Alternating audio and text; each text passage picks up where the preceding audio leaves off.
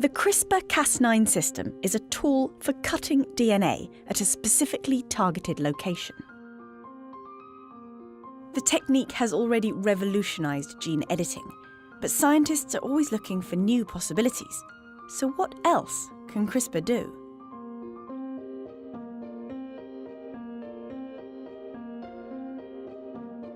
Since being discovered in a bacterial immune system, CRISPR-Cas9 has been adapted into a powerful tool for genomic research.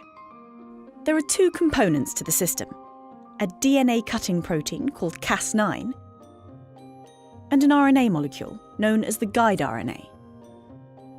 Bound together, they form a complex that can identify and cut specific sections of DNA.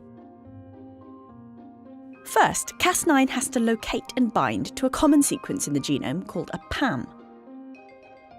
Once the PAM is bound, the guide RNA unwinds part of the double helix.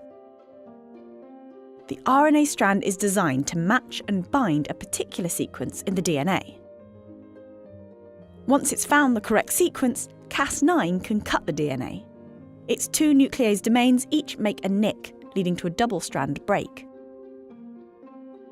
Although the cell will try to repair this break, the fixing process is error-prone and often inadvertently introduces mutations that disable the gene. This makes CRISPR a great tool for knocking out specific genes. But making double-strand breaks isn't all CRISPR can do. Some researchers are deactivating one or both of Cas9's cutting domains and fusing new enzymes onto the protein. Cas9 can then be used to transport those enzymes to a specific DNA sequence. In one example, Cas9 is fused to an enzyme, a deaminase, which mutates specific DNA bases, eventually replacing cytidine with thymidine. This kind of precise gene editing means you could turn a disease-causing mutation into a healthy version of the gene, or introduce a stop codon at a specific place. But it's not all about gene editing. Several labs have been working on ways to use CRISPR to promote gene transcription. They do this by deactivating Cas9 completely, so it can no longer cut DNA.